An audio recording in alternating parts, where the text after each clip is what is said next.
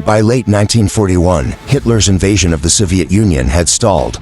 German forces, expecting a swift summer victory, now found themselves freezing outside Moscow, trapped in a two-front war of attrition.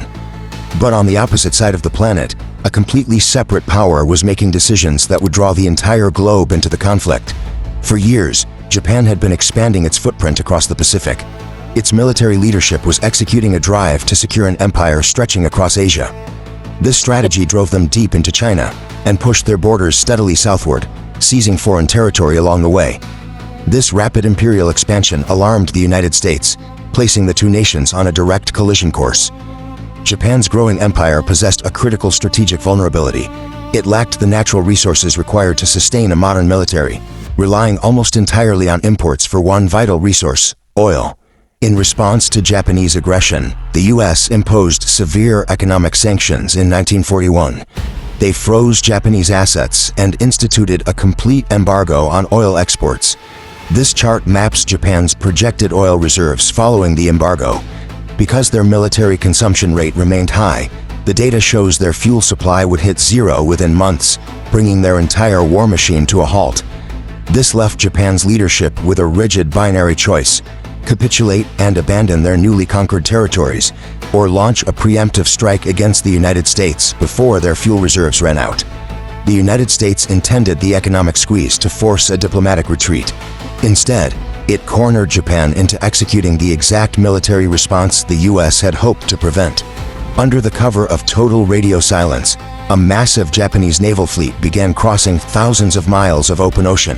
This map tracks the strike force's undetected route. Their destination was the anchorage of the U.S. Pacific Fleet, Pearl Harbor, Hawaii. On the morning of Sunday, December 7th, the base was largely at peace. Most of the fleet was in port, and sailors were relaxing or having breakfast. Launching an attack across such a massive stretch of the Pacific seemed improbable to American planners. That sense of security left the base exposed to the approaching strike. At 7:48 a.m. local time, the quiet of the morning broke as the first wave of Japanese fighters arrived. Over the next 2 hours, Japanese torpedo bombers and fighter planes systematically dismantled the American ships moored along Battleship Row. The surprise was absolute. U.S. aircraft were destroyed on the tarmac before they could launch, and multiple battleships were sunk before their crews could effectively return fire. By the time the attacking planes departed, the human cost was staggering. Over 2,400 Americans were killed in the ambush. The USS Arizona alone accounted for nearly half of those casualties. More than 1,100 men were entombed inside the hull in a matter of minutes as the ship sank to the harbor floor. In under 2 hours, Japan crippled the Pacific Fleet. The attack dissolved American isolationism and united the nation toward war. The following day, President Franklin D. Roosevelt addressed Congress, declaring December 7th a date which will live in infamy. Within the hour, Congress voted almost unanimously to declare war on Japan. Then, the conflict expanded again. Just days later, Nazi Germany declared war on the United States. Germany had no formal treaty obligation to join Japan in an offensive strike. Hitler's decision to willingly pull the United States into his own European conflict remains a massive strategic blunder. Prior to this, Roosevelt faced significant political hurdles in declaring war on Germany.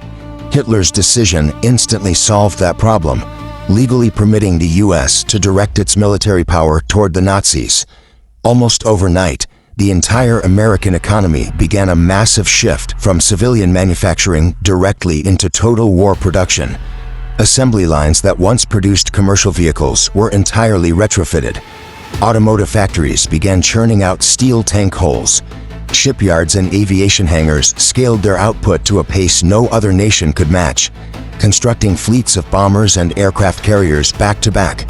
This industrial mobilization was matched by manpower, as a wave of young men rushed to enlist at recruiting stations across the country. By striking Pearl Harbor, Japan forced the entry of a nation that would soon reach a production capacity greater than all the Axis powers combined. In a war of attrition, the United States possessed the resources to outproduce any opponent. As this map illustrates, the conflict had fully metastasized. Fighting now stretched simultaneously across the Pacific, the Atlantic, and multiple continents. While the Axis powers reached their greatest territorial extent in early 1942, they were marching toward collisions that would test their overextended supply lines, from the North African deserts to the frozen ruins of Stalingrad. The entry of the United States did not bring an immediate end to the fighting. 1942 would be a year of devastating Allied setbacks. But for the first time, the Axis powers were facing an enemy with the industrial depth to absorb those losses and continue the fight.